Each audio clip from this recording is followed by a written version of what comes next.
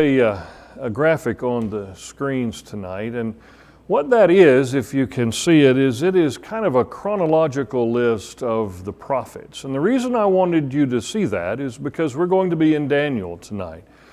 And the reason we are in Daniel is because we worked our way through 1st and 2nd Kings and 1st and 2nd Chronicles, and then Joey did some good work for us, primarily out of Jeremiah, dealing with the end of what we would call Judah, the smallest of the divided kingdoms. But I wanted you to see this because down at the bottom you can see dates, see that down there, and that kind of helps you get an idea of the time frame Daniel is in. So somebody tell me approximately when is Daniel on the timeline? Approximately. Yeah, 600-ish, 605, 600-ish. So let's just say that. So we understand that's BC, so we count down from 600 to the time of Jesus, right? And so you see those prophets that come after Daniel and some of the dates down there. Who is the last prophet on the chart and in the Old Testament?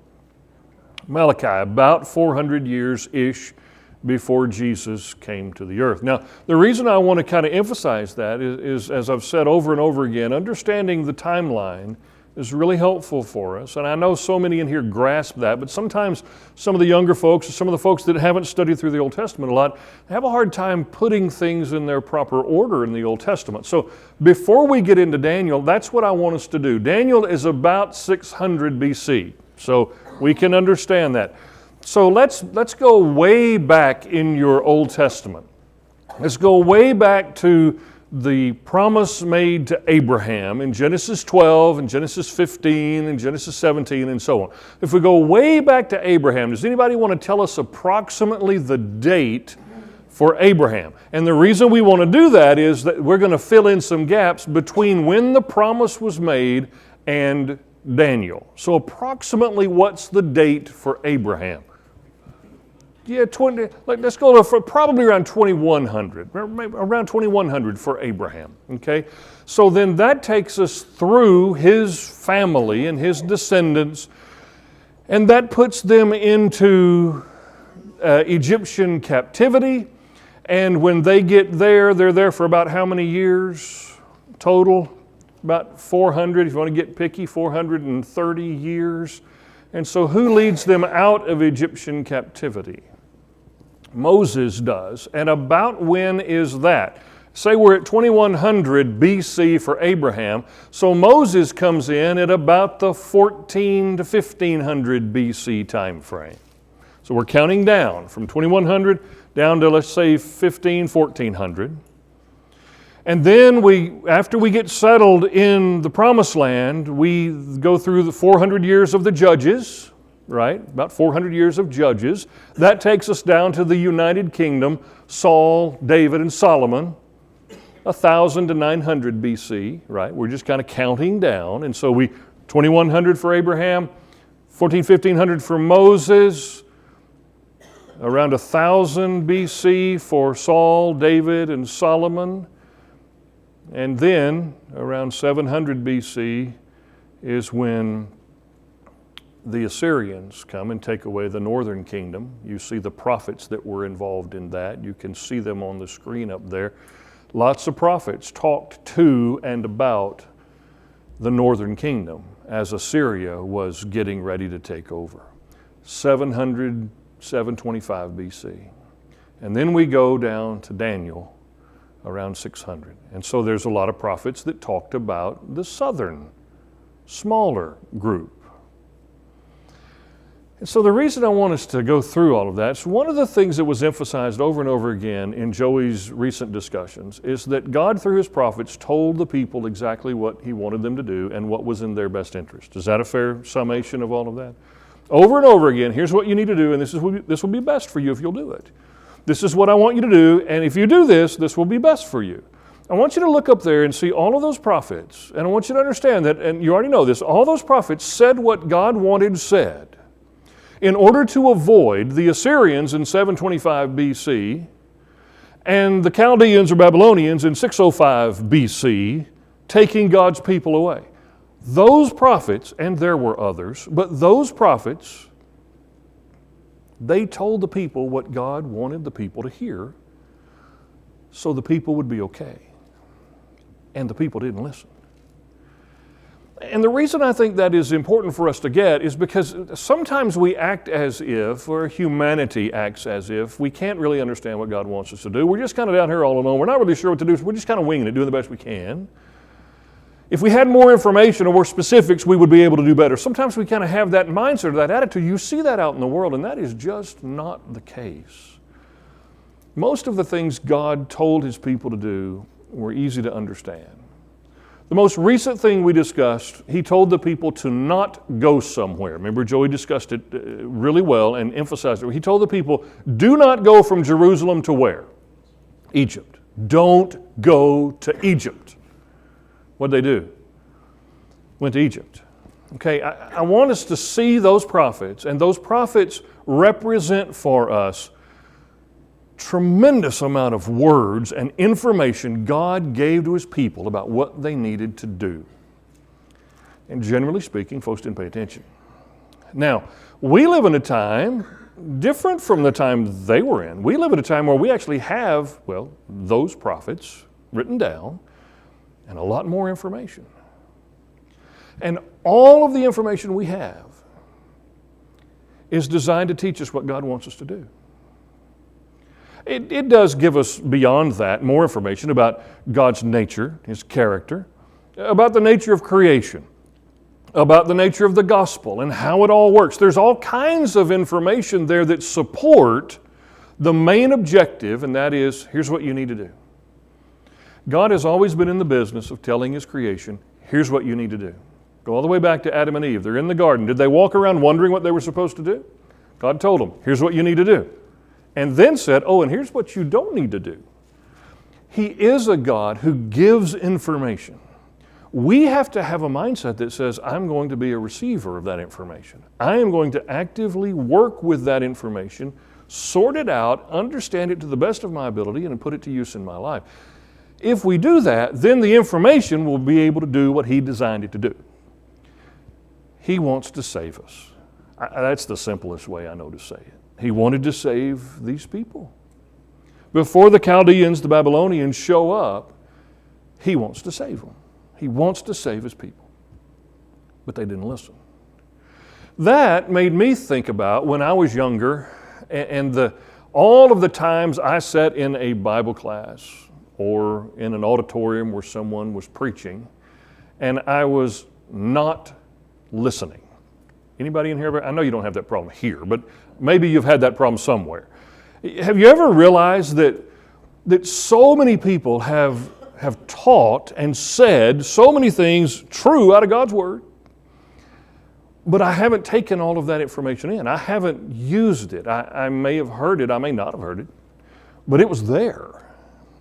And I want us to really kind of double down on, when we look at Daniel, God's communicating again still. Now think about that. We started with Abraham in 2100-ish BC. We're now down to 605 BC. And what's God still doing? He's still telling His people what he wants His people to know so He can save His people. He's still doing that.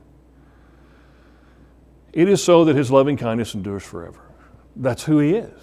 And He is trying to help us. And all the way down to today, He's trying to help us. And I guess the main reason He's doing that is because He loves us. But secondary to that and implied in that is that we just need the help. We need the help. One of the reasons I didn't pay attention much when I was younger is because I thought everything was fine. I thought I was doing good. Well, I mean, it was my rating scale, so naturally I was doing pretty well. I just didn't really need to pay attention.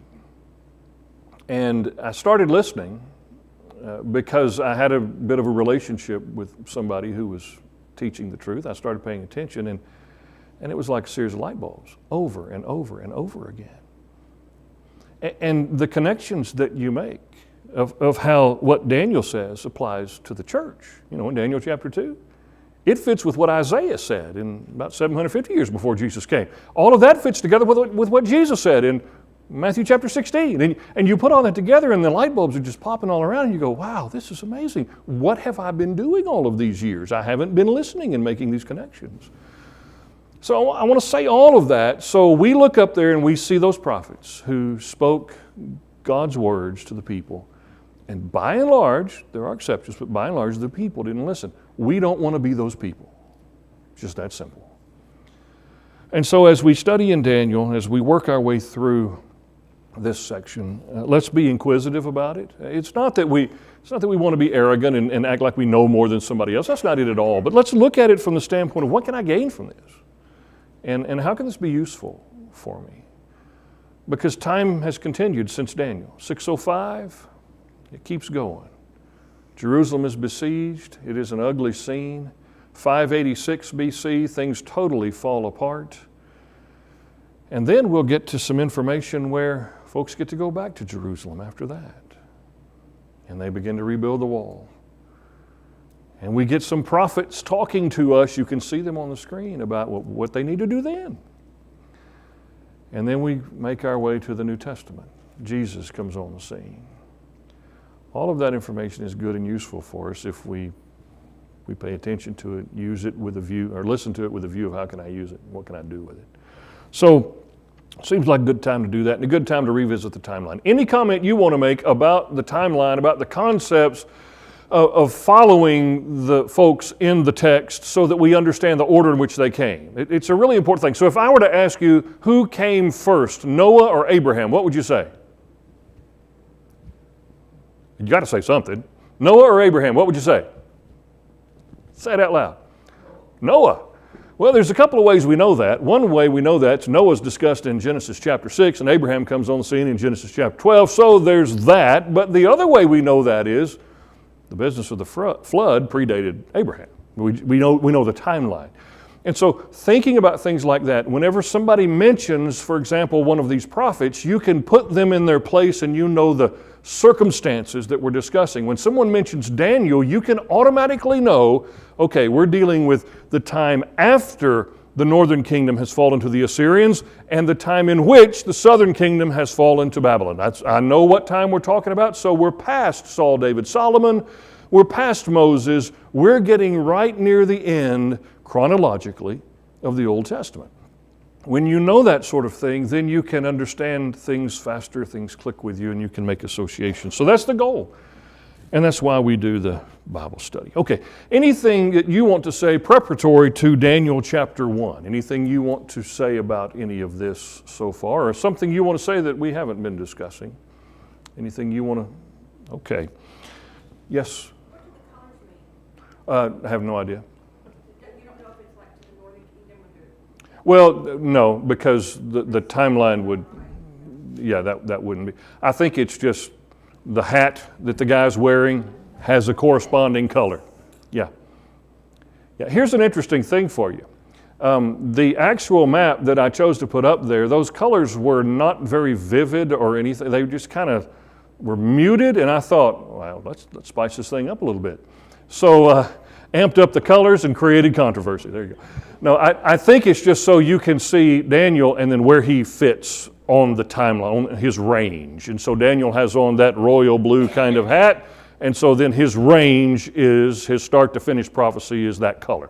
So that's all I know about that. Beyond that, there's a fellow at BibleMaps.com you can communicate with. They make some really good maps. Okay, so let's start this way. Instead of reading through all of it, let's start this way. Tell me, everybody go, one person go. Tell me one thing you know about Daniel. Just give me one thing you know about Daniel. One thing, Canon, you know about Daniel. 5, 4, 3, 2. Say it loud. I can't hear you, I'm sorry. The lion's den, all right? Kaylin, one thing you know about Daniel. Oh, he's okay. He was trapped in the lion's den. Good, that's good. All right, somebody else. One thing you know about Daniel. One thing. He was brave. He was very courageous. One thing you know about Daniel, come on. He had 3 friends. Was he loyal to them? He was. Something you know about Daniel, come on. Take it as a child. That's where we're going to start. He's a young man. Yeah, he's a young man. Courageous as a young man. Has good friends as a young man. Very good. What else? What do you know about Daniel? Devoted to God? Yeah, that's one of those understatements, David. It is true, but wow, was he loyal and devoted to God. What else? Yes, sir. I guess in a lot of ways, I view Daniel as a guy that was privy to some kingdom matters going forward that perhaps, others alluded to, certainly Isaiah did, Ezekiel did. But Daniel's view of the kingdom connected it in many ways to historical events that you and I learned about secularly, not necessarily religiously. In other words, he taught us about the Greeks and the Medes and the Persians and the Romans, and he put the timing of God's kingdom from a spiritual standpoint into a perspective that gives us a historical record of not wholly a spiritually record, but also gives us a perspective that we can relate to in our education. Very good, very good. One of the things we get out of Daniel is kingdom matters. And it is interesting that God used someone who is a captive in a foreign kingdom to give us kingdom issues or information, and through the ages. I mean, where he is and what he talks about, he enlightens us about what's going to happen in the future. He is truly prophetic in that way. Yes, ma'am. In respect to his bravery when he is describing to the king his dreams, there's a lot of respect there from Nebuchadnezzar's standpoint. He actually, he listens for the most part. Yes. So it's brave that Daniel would say things that he knew the king wouldn't like, but that the king didn't respond necessarily in a way that was negative towards him. Very good. Very good. Our perspective in chapter 1 is that the Lord is with Daniel. I don't know that that was Daniel's perspective all along, to the extent it is with us. We look at it, we say, well, God's going to protect him. We get that right off the bat. God's going to protect him because God's going to use him. He's going to do some things. I don't know that Daniel got that personally initially. And so the courage that he had and that he displayed talking to Nebuchadnezzar, as you said, telling Nebuchadnezzar things he's not going to want to hear, but things that God wanted him to hear. And then Nebuchadnezzar responded favorably, if you could say it like that, to some of those things. One of the things that we'll talk about as we go through is Daniel actually served some really unsavory characters. He served them. He operated at their beck and call. He didn't take the position of, well, I'm out because you're evil and I'm not going to have anything to do with this, so just shoot me now. He didn't have that mentality. He served them, and in so doing, brought to them God's message. What else about Daniel? Anything else you want to point out about Daniel before we look in the text? Yes, sir. Do what? Boy, he knew how to interpret a dream, didn't he?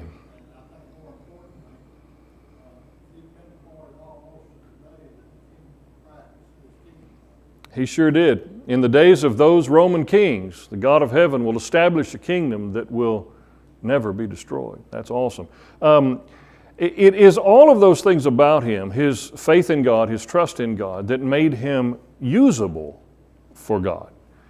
It is that he was loyal to the Lord and dedicated to the Lord so that the Lord could use him in that capacity. He was brave in the face of tremendous difficulty so that God could use him in that capacity.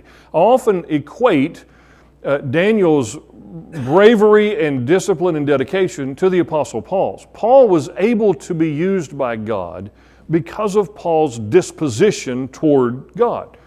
They were at opposite ends at one point, Paul and the Lord. But because Paul was brave, courageous, and so on, God was able to use him. And that's what we see with Daniel. Anything else about Daniel before we look in the text? Yes, sir. Supernatural experiences that he has with, for instance, Gabriel. And we understand that the angelic world has a hierarchy. But perhaps even the Lord himself, Daniel experiences, if you will, that perhaps few others had Yeah. with the beings of the heavenly realm, and perhaps even including the Lord himself. Yeah, when we get to the later chapters, we'll see some things regarding Daniel that are similar to what the Apostle Paul talked about when he said, I was caught up to the third heaven. You know, I know a man who was, he says. Daniel got to look behind the curtain and see the spiritual realm to some degree, and that is an amazing thing. And what's fascinating about it, and we'll talk about it when we get there, but since you brought that sort of thing up, what's fascinating about that is it didn't change in any way his current mission or his current disposition toward his mission, just like it didn't with Paul. He was allowed to understand some things and see some things, but that didn't cause him to say, well, I'm special and therefore I can go do my own thing. He stayed with God doing God's work, just like the Apostle Paul did after he had that great experience. Okay, one more thing about Daniel that I want you to consider as we look through is that he is one of many types of Christ. Right? Give me another type of Christ, another person who was a type of Christ. Joseph, very good. Think of any others? Moses, okay. So those are the ones that we commonly hit on. Any others that you can think of that could in any respect be a type of Christ? John the Baptist, yes. What about Old Testament folks? That relationship, Abraham and Isaac, Mm-hmm. the only begotten Son. Yep, that's it. Okay, so I want you to think about that as we go through. Not that everything Daniel does has a parallel in the life of Christ. That's not it at all. But were people saved through Daniel? Surely they were. Is Daniel the one person here who stands up against the kingdom, against Nebuchadnezzar and so on, and represents God himself? There's lots of things like that that kind of help us see him in more clear ways and help us attach some of the things that happened to him to some of the things that we'll see later on in the life of the Lord. Anything else about any of that? Anything you want to say? I think the big picture of Daniel is he was faithful even unto death. Okay, He was willing to give his life. very good. Faithful unto death, if necessary. That's one of those things we would all like to say. Yeah, wouldn't that be great if we had that level of conviction? Sometimes we want to deal with that. What is that? Revelation 2:8. Is that what that is? Be faithful unto death. 2:10. Yeah, I think 2:10. And we want to debate what that means. Be faithful all your life until the point at which you die naturally and marvelously and wonderfully and peacefully, or be faithful in the middle of persecution that steals your life. How you look at it, it doesn't really matter, because both of those things are understood in that statement. There's no separating either one of them. We're either faithful unto, at the point of, or up to the point of death, or we're not. So what death looks like isn't the point. Is it being discussed, really? The idea is be faithful unto death. Daniel was that, and on more than one occasion was willing to be that. Yeah. We just see it so vividly with him, I suppose. And do you think he might have inspired some of the other folks around him? Yeah, he shines as a really good example of a young man who is leading. Young people need to take note of that, not that there was a young man who was leading, but that young people can have tremendous influence over other young people and then over the rest of us. Daniel was one of those folks, but there are folks like that everywhere. Young men and young women who determine to do what's right, determine to stand where they need to stand, and they inspire the rest of us to do the same. And isn't it fascinating to think about how something that a 13 or 17 or 25-year-old person can do can help me, a 55-year-old guy, get to heaven? But that's the way that is. Young people have that ability, and we see it with Daniel, and it's something to not overlook. Not just with his three friends that are mentioned in chapter 1, but probably others there with them were inspired by him. Okay, So a little bit about the story here. If you look in verse 1, in the 3rd year of the reign of Jehoiakim, king of Judah, Nebuchadnezzar, king of Babylon, came to Jerusalem and he besieged it. Verse 2 tells us that the Lord gave Jehoiakim, king of Judah, into his hand. Now, we'd already discussed that in our preceding studies, along with some of the vessels of the house of God. And so he brought them to the land of Shinar, to the house of his God, and he brought the vessels into the treasury of his God. A couple of different times it's stated that Nebuchadnezzar took stuff from Jerusalem and brought them into the house of his God. It is emphasized that way. We need to get that Nebuchadnezzar and his structure wasn't godless, it was idolatrous. He brought stuff from the house of God that he viewed or his people viewed as important into the house of his gods. Now, one of the reasons this is important is because of some things that will happen later in what he says about God later. And so I want you to see Nebuchadnezzar here as being a part of an idolatrous arrangement. He probably oversees that to some degree, or at least his government does. It says, then the king ordered Ashpenaz, the chief of his officials, to bring in some of the sons of Israel, including some of the royal family and some of the nobles. Now, this is where I want us to kind of pay attention instead of just hearing it read. I want us to really understand what is being said here. What Nebuchadnezzar is doing is he's saying, find for me who you believe will be some of the best folks that I can do something with, that I can make something of, because they belong to me now. That's his view of it. They're my people now. I went, I got them, I brought them back, they belong to me, and so I'm going to make good use of them.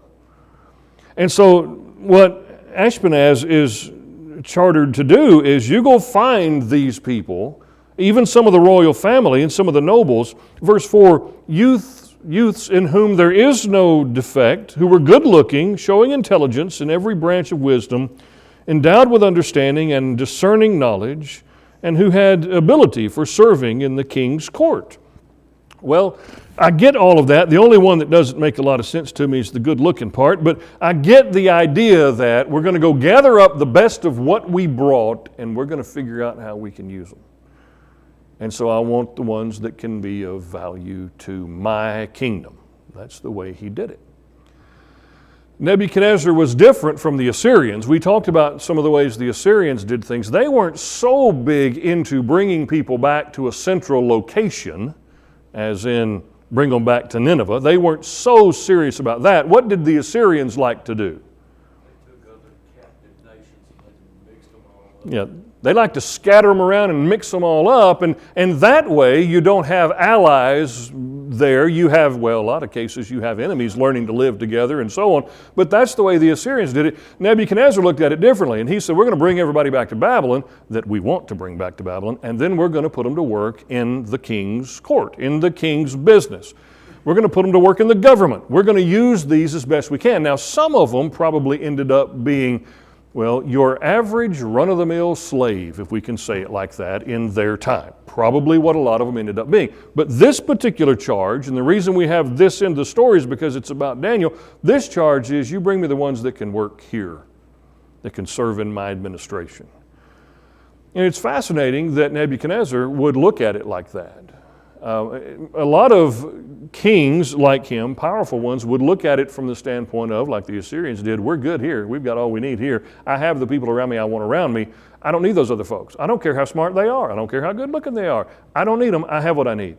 Nebuchadnezzar was different. And so he's looking for the best that he now owns, that he is now king over, and he's going to use them. Verse 4 is really specific when you think about that. He wants them to look good. He wants them to be intelligent in every branch of wisdom. He wants them to have understanding and discerning knowledge. He wants them to really get it. And what we're going to do with them is we're going to teach them the literature and the language of the Chaldeans. I just really find that fascinating. Now imagine that you're Daniel or the other three that are mentioned here in the text, who become Shadrach, Meshach, and Abednego.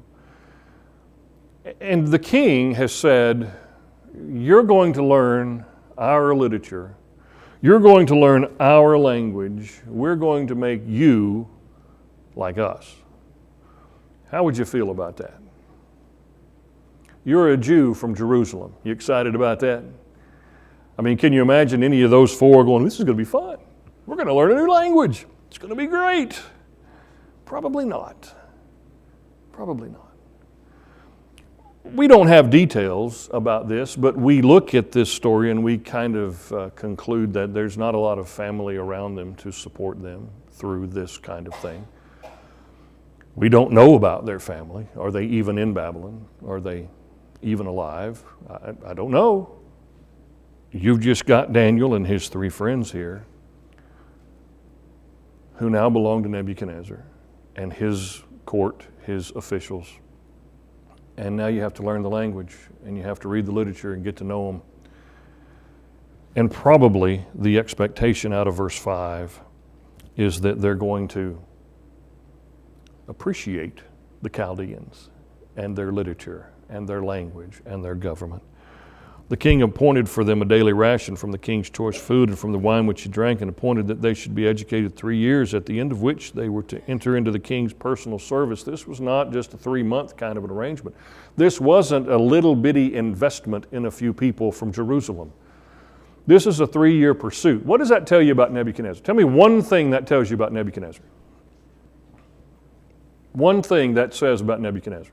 There's no wrong answer here. Well, I suppose there could be, but probably not. One thing that says about Nebuchadnezzar. Shows foresight, I think, in regards to what it would take to Okay. get these men prepared for what he anticipated their service Yeah. would look like. He expected some big things from them. Not a 3-month education, but it's an investment, and he expects something from them in return. What else did it tell you about it? Well, he plans to be around a while, doesn't he? He plans to be around for 3 years. I mean, it's his administration that he expects them to serve in. He's committed to that. He's confident. Yeah. Yes, sir. Is it possible that these young men looked at the circumstances perhaps of others and saw this as an opportunity to not have to do slave-related work that might be brutally difficult, and they saw this as perhaps an opportunity to better themselves, so to speak, kind of like, I mean, we were taken captive. If you give me a choice of working out there or working over here reading a book, I'm going to read the book. Yeah, it could be that. We weren't anticipating traveling across the Middle East from Mm-hmm. the Mediterranean basin over here to Iraq, and suddenly now we have the opportunity to eat with the king. Right. It could be worse. It could be worse. And so it may be that their thought process is this is the best of the circumstances I see going on, and so I'm going to devote myself to it. That very well could be it. Since you brought it up, I will just go ahead with this. My gut feeling is to conclude this way, that Daniel at least, and maybe Shadrach, Meshach, and Abednego, or maybe they're hangers-on to Daniel's conviction about it, that Daniel's probably convicted about the fact that they're there because God put them there. He probably is aware of the prophecies. He's probably aware of what Jeremiah was saying before they ended up here. He probably knows that you're supposed to do what God says do. And God says when the king of Babylon comes, you go with him. You don't fight him, you don't run to Egypt. So it may be that Daniel's view of this is where I'm supposed to be, this is where God put me, this is where God's going to use me. So I'm going to commit myself to the cause because this is God's doing. And if that is so, if that is the case, then what does that say about his level of faith as a young man and his willingness to give up what he wanted in life to pursue what God wants him to do at this particular moment, or what he thinks possibly God wants him to do at this particular moment? Part of the challenge I have reading through this, just the very beginning of this, is I know what my mindset would be. First of all, I'm really mad that I'm here in Babylon and not there at home. And then you throw in the destruction that probably centered around all that. Although Jerusalem at this point probably hasn't been completely destroyed, but still it's been besieged and so on. So I'm really upset about all that, and I'm probably not thinking kindly toward the king and how I might be of some service to him. And I'm probably not thinking kindly about the Lord from the standpoint of, well, this is God's will, therefore I need to be all in on it. I'm probably looking at it from the standpoint of what happened to my life. I had plans. There are things I was going to accomplish. I was going to go with my friends to do such and such, and I had plans to do this and that, and I was going to be a whatever for my vocation, for my job, and all of that's out the window. I would probably, immaturely, I understand, be looking at it from the standpoint of what happened to my life. We don't see any of that with Daniel. It may have been there. That might have been what he prays about an awful lot. But what we see with Daniel is, here I am, how do I need to act, and how do I need to serve God? What's the best way for me to serve the Lord? If I had that mentality, given the blessed life that I live compared to the one he lived, if I had that mentality full-time in my life today, well, things would be different. But I still fight it's my life, I want to do with it what I want to do with it. There are things I want to accomplish, things I want to do. And so I kind of look at Daniel and say, okay, he is one of those folks who said, I don't want to be here, but God put me here. And so I'm going to do the best I can. If God wanted me somewhere else, he'd put me somewhere else. I understand that that is presuming upon the providence of God to some degree. Knowing what we know about Daniel, I'm comfortable doing that a little bit. In our own specific case, I'm very hesitant to say that I'm driving down a particular road today because God wanted me to drive down this particular road. That's not what I'm saying. But it is so that we are where we are. And it is so that providentially God is involved in all of our lives. And maybe if we looked at the situation and said, how can I serve him in this situation instead of how can I get out of this situation, we might do better in serving him. We might help the people around us that he put around us to help. Maybe we could be better. And I think Daniel really helps us in that regard. And so since Brother Bailey brought up the idea of, what's the mindset of am I content to be here, I think there is some value in, if I can be here learning and serving as opposed to out there with a hammer beating on rocks, I'm happy with this. I also think that there's possibly a lot more to it than that with at least Daniel at this point. He is to be educated for 3 years, and then they're going to enter the king's personal service. Let that sit for just a minute. The king's personal service. Lord willing, next Wednesday evening, we will pick up there at the end of verse 5 and talk just a little bit about serving an ungodly king like Nebuchadnezzar. I want you to think about that. I want you to think about not merely how would you react to that, but how does God want you to react to that? Serving an ungodly man like Nebuchadnezzar, personally serving him. Lord willing, we'll talk about that next week. Thanks for participating.